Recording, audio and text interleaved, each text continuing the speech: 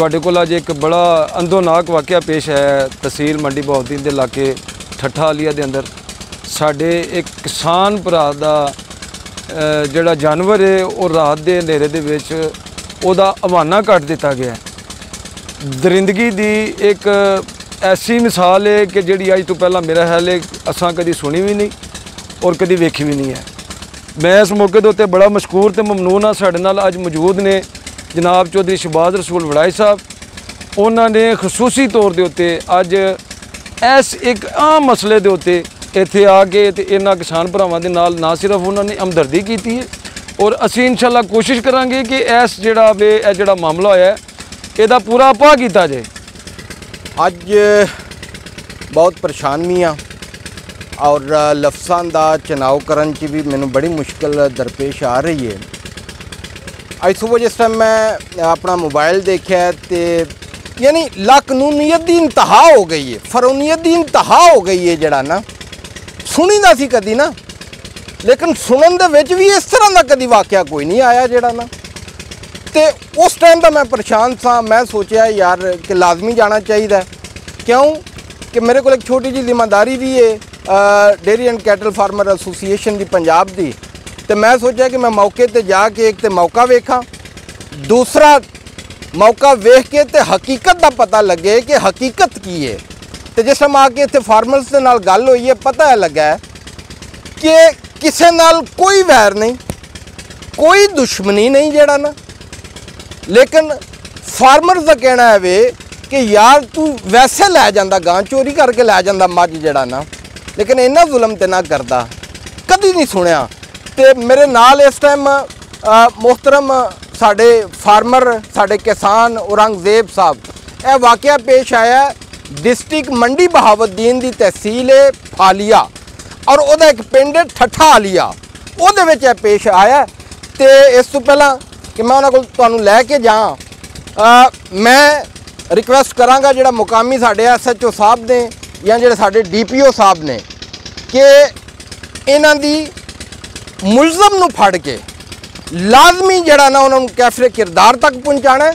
तो औरंगजेब साहब खलोते ने तुहानू दसणगे कि हकीकत च होया की है। मामला जे होया जे असी रात नूं एक दिन पहले मस हुई है, दूसरी रात नूं असी मझ बिल्कुल सही सलामत किले ते बन के कट्टे ने चुगा के ते चो चा के कट्टा असी उहदे सामने बन देखा। तकरीबन रात के 8-9 बजे असी घर चले गए। सुबह से आए हैं तकरीबन 3 बजे नाल ते अगे असी 4 बजे ऊंद सी। अज मैं 3 बजे आया। क्यों भाई इस तो मझ बस सुई है, कोई 100 मसला हो सकता है। जिस सुबह से आए हैं मझ मोई पई सी ते फिर जे फिर उस चक के ताबा की अगे पिछे देखा तो वह बहाना जड़ा वो भाई कटिया गया शाम के।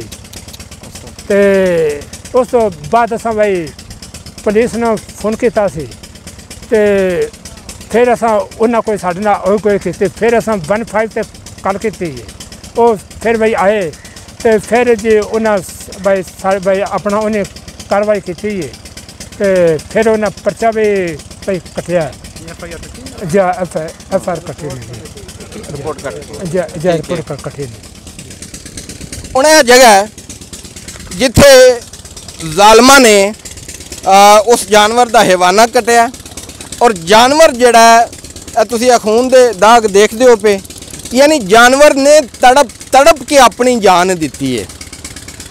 हज़रत उमर आप दा दौर सी, आप दा फरमान है कि अगर दराए फरात दे किनारे दे उत्ते अगर कोई कुत्ता भी प्यासा मर गया ना तो रोज़े हशर नूं मेरा गिरबान होवेगा।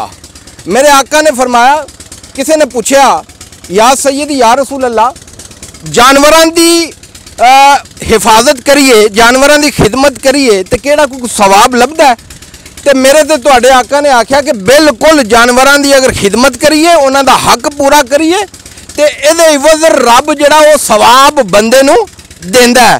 तो असी फार्मर तो सारे जिन्ने भी डंगर रखे ने असां तो सवाब दी नीयत रखे ने। अगर आम बंदे नूं पता लग जाए कि एक लीटर दुध लैण वास्ते आम फार्मर नूं की करना पैंदा है, तो यकीन करो कि तुहानूं दुध की अहमियत का भी पता लग जाए। साडे नाल होर भी फार्मर मौजूद ने, इन्हां अगे भी मैं रिक्वेस्ट करांगा कि अपने ख्यालात का इजहार करन। हालात का जी असीं इजहार करने कि सानूं इसका भरपूर इंसाफ दिता जाए और ये वेख लो जुल्म की इंतहा है कि इंसानियत शर्मा जाए। तो इतना जुल्म किया कि मज तड़फ तड़फ के मरी है, ये अज नहीं अगों भी वाक़या हो सकता है। तो लिहाजा साडी अपील है अल्लाह हुकाम अगे कि साडे नाल इंसाफ किया जाए। जी एंड से मैं फिर एक दफ़ा रिक्वेस्ट करांगा इंतजामिया नूं, SHO साहब नूं, DPO साहब नूं कि चूँकि सारा इलाका तुहाडी जिम्मेदारी दे विच आउंदा है, तुसीं इस सिस्टम दे रखवाले हो, तो असीं तुहाडे कोल उम्मीद करांगे as a chairman organizing committee dairy and cattle farmer association मैं तुहाडे अगे रिक्वेस्ट करांगा कि साडे फार्मर्स नूं लाजमी इंसाफ मिलना चाहिए। बाकी दुआवां च याद रखिया जे, क्योंकि मैनूं महसूस हो रहा है कि अज मेरा हर फार्मर जिहड़ा है वो जिथे जिथे बैठे है, कोई पंजाब च बैठे है, कोई बलोचिस्तान च बैठे है, कोई सिंध च बैठे है, कोई खैबर पख्तूनख्वा च बैठे है, वो लोग जिहड़े फार्मिंग दे नाल मुहब्बत करते हैं अज वो सारे परेशान ने। और उन्होंने परेशानी तद दूर होनी है जिस वक्त मेरे और एक भाई नूं मेरे दूसरे भाइयों नूं इंसाफ लभना जिहड़ा ना। अस्सलाम वालेकुम वरहमतुल्लाहि वबरकातुहू।